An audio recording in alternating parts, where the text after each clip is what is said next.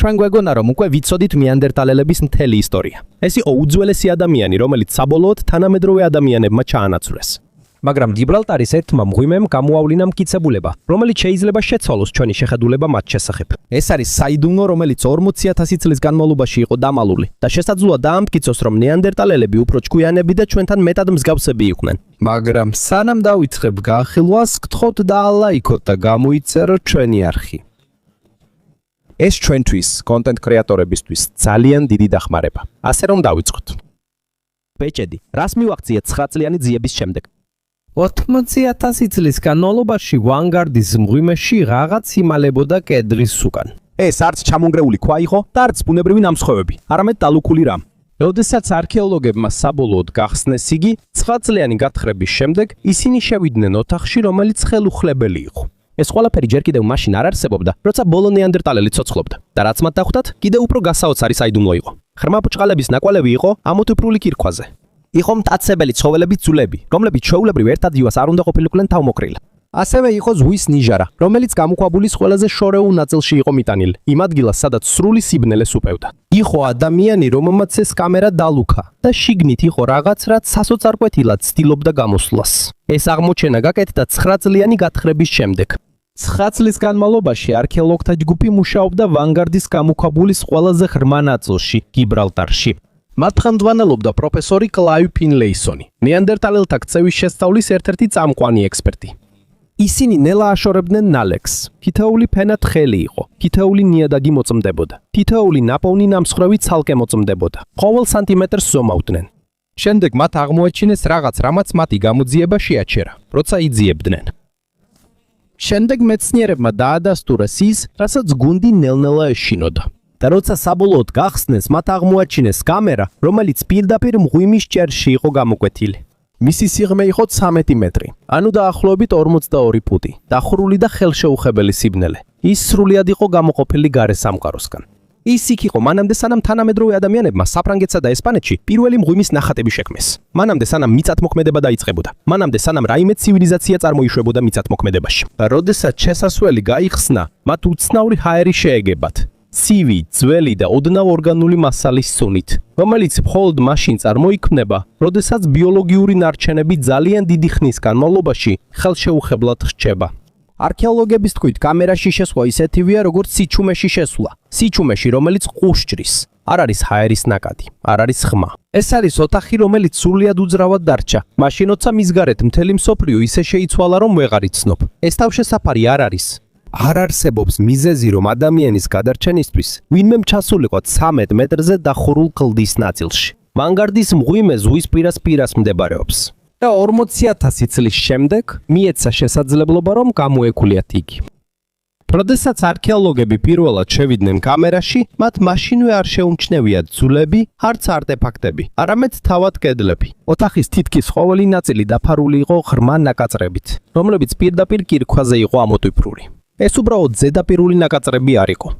ეს იყო გრძელი და ღრმა ამოტვიფრული ხაზები. თითქოს ისინი რამდენჯერმე ამოტვიფრეს ქვაზე ძლიერი ძალით. და იმისათვის, რომ კირქვაზე ესეთი ღრმა ნაკაწრები გაკეთდეს, საჭიროა ძალიან დიდი ხელისწალა. კიდევ უფრო გასაოცარია ის, რომ ყველა ეს ნაკაწრი კამერის შიგნიდან არის გაკეთებული. ამის შემდეგ გუნდმა ძვლები იპოვა. იქ იყო ფოცხვერის, ლაქებიანი ჰიენას და გრიფონის სვავის ძვლები. 3 სხვადასხვა მთავარი მტაცებელი. მათი ძვლები ერთსა და იმავე ადგილას, კამერის შიგნით იპოვეს. ეს ცხოველები ჩვეულებრივ ერთ ადგილას ერთად არ იყრიან თავს. სინამდვილეში ისინი ერთსა და იმავე ტერიტორიაზე ეჯიბრებიან ერთმანეთს. ლინქსი და ლაქებიანი ჰიენა მეტოქეები არიან. ისინი ერთ ადგილას არ ცხოვრობენ. ამასობაში გრიფონის სვავი დიდი ფრინველია, რომელიც ჩვეულებრივ ერიდება დახურულ ადგილებს. არ არსებობს ახსნა თუ როგორ აღმოჩნდნენ ეს 3 სახეობა ერთ მღვიმეში. მკვლევრებმა ეს პირდაპირ ახსენეს. ასე აჩვენებს მტკიცებულება. შესაძლებელია, რომ ნეანდერტალებმა ეს ცხოველები იქ მიიყვანეს, ყვანეს. შესაძლოა ისინი კამერაში ნადირობის პრაქტიკის რიტუალისთვის მიიყვანეს, როგორც ცხოველის გარკვეული ნაწილების მისაღებად. პროფესორ ფინლეისონის გუნდის თქმით, არსებობს მტკიცებულება, რომ ნეანდერტალები ხშირად აგროვებდნენ ცხოველების ნაწილებს. განსაკუთრებით ფრინველებს გრიფონის სვავები არ ჭამენ, მაგრამ მათი დიდი და უჩვეულო ბუმბული რთული მოსაპოვებელია და შესაძლოა მას განსაკუთრებული დანიშნულება ჰქონდეს. არსებობს მიზეზი, რატომაც ნეანდერტალებისთვის ღირდა ამ ცხოველების მიტანა მღვიმეში. კიდევ უფრო იდუმალი იყო ლაქებიანი ჰიენას მიტანა. ლაქებიანი ჰიენა ძლების მსხვეველი მტაცებელია, რომელსაც ხმელეთის ცხოველებს შორის ერთ-ერთი ყველაზე ძლიერი ქვა აქვს. ეს არ არის ისეთი ცხოველი, რომელიც მარტივად შეიძლება გამოქვაბულში შეათრიო. არც იმის ნიშნებია, რომ იქ ცხოვრობდა ან მოკვდა. როგორც ჩანს, სპეციალურად მიიტანეს იქ. კვალ წამოიჭრა თემა გამოქვაბულის კედლებზე ნაკაწრების შესახებ. რაც არ უნდა დარჩა იმ კამერაში, ხელმუდმივად წერდა კირქვაზე, სანამ ხელის ძალა არ გამოეცლებოდა. მიუხედავად იმისა, რომ არქეოლოგები იკვლევდნენ ძვლებსა და იდუმალ ნიშნებს მათ გარშემო, კიდევ ერთი დეტალი შენიშნეს ნეანდერტალელებთან დაკავშირებით. გული, რომელიც ქიმიამ შექმნა იმ სახეობის მიერ, რომელსაც ჩვენ პრიმიტიულს უწოდებთ. უფრო ძველი დანალექი ფენა მღვიმის ქვემოთ. მკვლევრებმა აღმოაჩინეს რადაც ისეთი, რასაც არავინ ელოდა. ეს არის კერა, ანუ ბუხარი.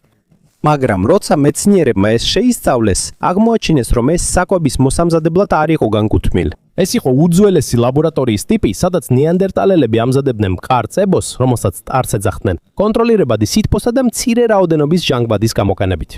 60,000 წელზე მეტი ხნით ადრე, სანამ ფანამედროვე მეცნიერება ამ პროცესს სახელს დაარქმევდა, მაგრამ კიდევ უფრო განსაცვიფრებელია კერის დიზაინი. თუ ეს მხოლოდ პირველი მცდელობა იყო, საკმარისი იქნებოდა უბრალო არხი. მაგრამ აღმოჩენილი სტრუქტურა ორი არხით, იზოლირებული კედლებით და ფრთხილად შესრულებული კონსტრუქციით გამოირჩევა. ვიღაცამ უფრო მარტივი ვერსია შექმნა. ვიღაცამ შენიშნა, რომ ის ეფექტური არ იყო. ვიღაცამ გაიგო, რატომაც ვერ იმუშავა მან.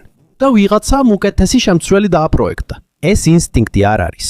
ეს არის ცოდნა, რომელიც თაობიდან თაობას გადაეცემა. ვიღაცამ ასწავლა ეს. ვიღაცამ ისწავლა. ვიღაცამ გააუმჯობესა. და ეს განმეორდა ასობით წლის განმავლობაში. ევროპაში უფრო ცივ და ნაკლებად უზრუნველყოფილ რეგიონებში სხვა ნეანდერტალელები იყენებდნენ არყის ქერქს და არის დასამზადებლად. მაგრამ გიბრალტარში მათ ასეთი მასალა არ ჰქონდათ. ამის ნაცვლად მათ პროცესი მოარგეს და გამოიყენეს გუმბრაქის ვარდი, მცენარე, რომელიც ხმელთაშუა ზღვის სანაპიროზეა გავრცელებული. ასეთი სახის ადაპტაცია საჭიროებს პროცესის პრინციპის გადებას და არა მხოლოდ ტრადიციული ნაბიჯების მიყოლას. ეს ნიშნავს, რომ მათ იცოდნენ, როგორ მუშაობს ეს. და იცოდნენ, როგორ შეეცვალათ ის, რომ სხვა გარემოში ემუშავა. ქიმიური ანალიზის შედეგები კიდევ უფრო თვალსაჩინო იყო. ადგილზე დამზადებული ტარის ხარისხი ერთნაირი იყო სხვადასხვა წარმოების შემთხვევებში. ეს ექსპერიმენტი არ ყოფილა. ეს განმეორებადი და სანდო პროცესი იყო. ისინი დროთა განმავლობაში ერთსა და იმავე შედეგებს იღებდნენ. თანამედროვე ტერმინოლოგიით ეს ხარისხის კონტროლია. და ეს არის 60,000 წლის წინანდელი გონების ნაწილი, რომელსაც მეცნიერება დიდი ხნის განმავლობაში მიიჩნევდა, რომ ნეანდერტალელს ამის გაკეთება არ შეეძლო. ტარს იხენებდნენ დასაკავშირებლად. ქვის წვერებს ამაგრებდნენ ხის ტარზე. ეს ქმნიდა კომპოზიტურ იარაღებს, რომლებიც შედგებოდა ცალკეული ნაწილებისგან, რომლებსაც სისტემურად უნდა ემუშავათ. თუ ტარი ვერ იმუშავებდა, ან ქვის წვერი გათქვდებოდა, მთელი იარაღი აღარ იქნებოდა ეფექტური. ეს ნეანდერტალელებს ესმოდათ. მათ უნდა შეენარჩუნებინათ თავიანთი იარაღები. ისინი მაშინვე ამჩნევდნენ, რომელი ნაწილი იყო დაზიანებული და მაშინვე ასწორებდნენ მას. ეს არის წინასწარი დაგეგმვა. ეს ასევე სისტემური აზროვნებაა. უნარები, რომელთა განვითარებასაც ჩვენ დიდი ხანია ვცდილობთ. ეს ყველაფერი მოდის იმ სახეობიდან, რომელსაც თითქმის საუკუნეა ვამცირებთ. ჩაწერა 45 ხაზით გორხამის მღვიმეში მკვლევრებმა ლაიმსტონის ქანაზე პირდაპირ ამოკვეთილი ნამუშევარი აღმოაჩინეს. ეს არის ნიმუში, ტუარედინი ხაზების დიზაინი, რომელიც შედგება ერთმანეთზე გადაკვეთილი ხაზებისგან, ორგანიზებულად და განმეორებით ამოტვიფრული. ეს არ არის ქვის ბულებრივი ნაკაცრი. ეს ამოტვიფრულია ბასრი ქვის იარაღით. როდესაც მეცნიერებმა შეისწავლეს, აღმოაჩინეს, რომ მისი ასაკი 29 წელზე მეტია. და იმ დროს თანამედროვე ადამიანები ჯერ კიდევ არ იყვნენ მისულები ევროპის ამ ნაწილში. შემდეგ მკვლევარებმა სადეს გაერკვიათ, რამდენი მოძრაობა იყო საჭირო დიზაინის შესაქმნელად. შედეგი გასაოცარი აღმოჩნდა. ორივე ხაზზე გაკეთებულია არაუმეტეს 45 ცალკეული ხაზის. ეს არც შემთხვევითი ხაზებია, რომლებიც იარაღის გამოყენებისას გაჩნდა. ყოველ ხაზზე შემსრულებელი ჩერდებოდა. ის უყურებდა თავის ნამუშევარს, სანამ გააგრძელებდა ხაზვას. და ასე გააკეთა ეს 45 ჯერ. როდესაც მკვლევრებმა პროცესი გაიმეორეს, კიდევ ერთი რამ აღმოაჩინეს.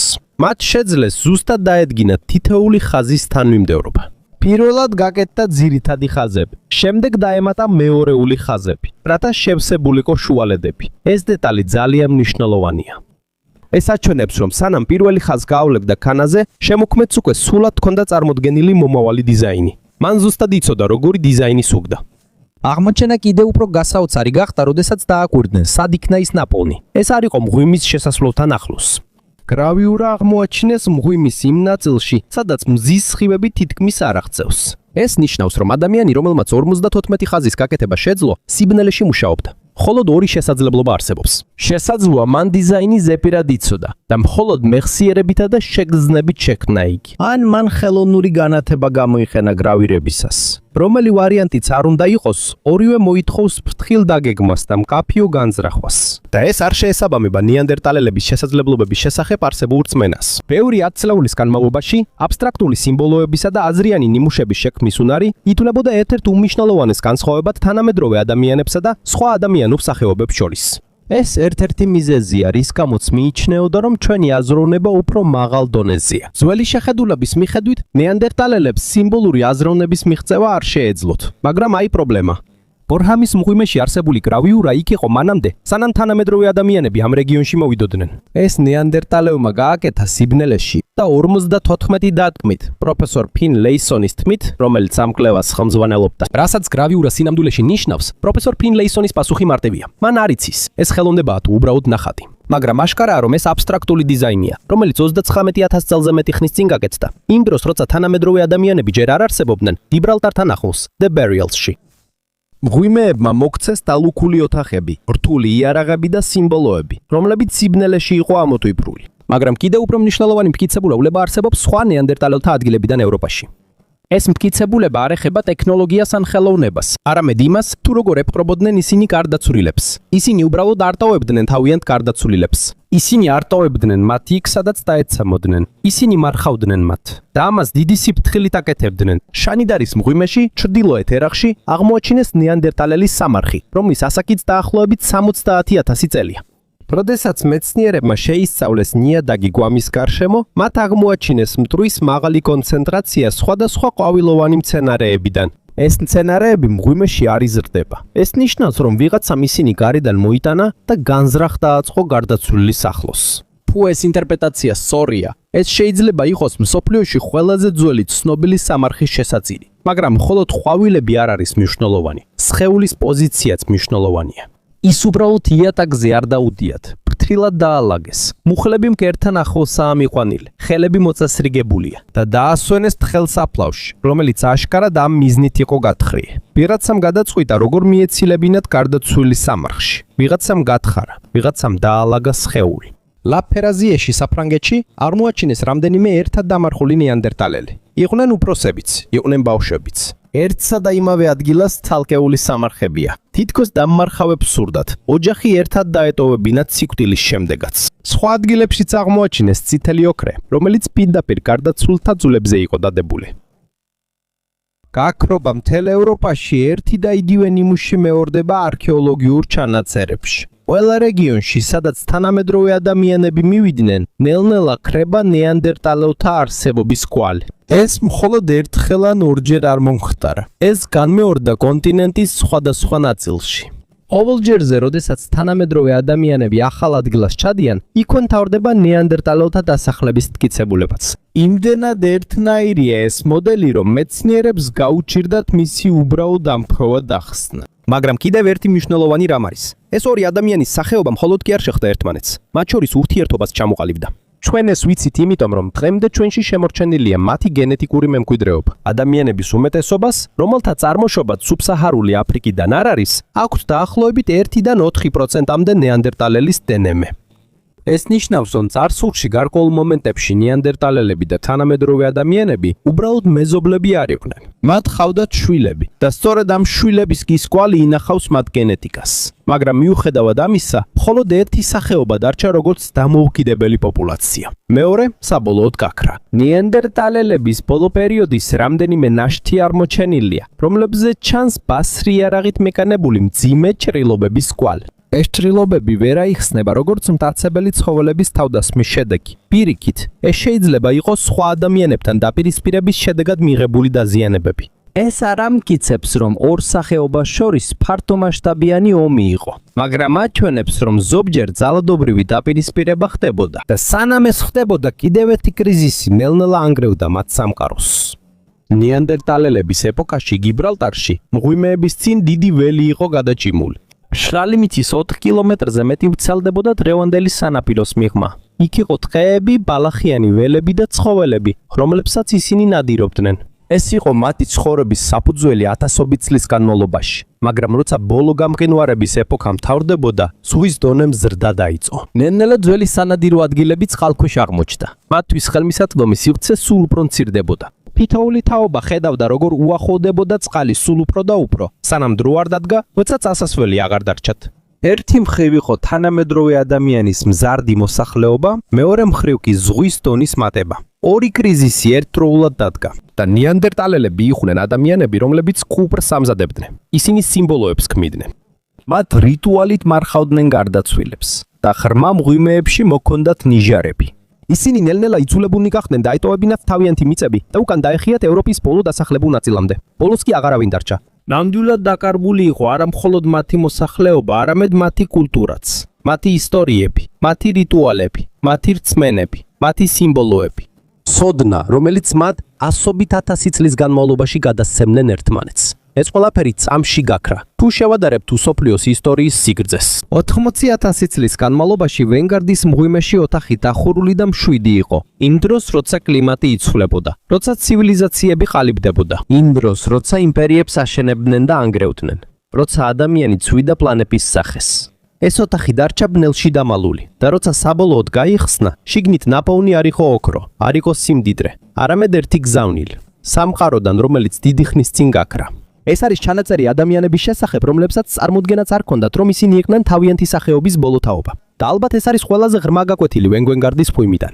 ის ადამიანები, რომლებმაც ის ოთახი დალუქეს, ნიჯარები ჩაიტანეს მღვიმის სიღრმეში, ქვაზე სიმბოლოები ამოკვეთეს და ყვავილები დააწყვეს თავიანთი გარდაცვლილი ახლობლების გვერდით. ისინი არ იყვნენ თანამედროვე ადამიანის უბრალოდ უფრო დაბალი ვერსია. ისინი იყვნენ კაცობრიობის სხვა შტო. ჰქონდათ საკუთარი ცოდნა, ჰქონდათ საკუთარი კულტურა. ჰქონდათ საკუთარი სამყაროს აღქმის გზა.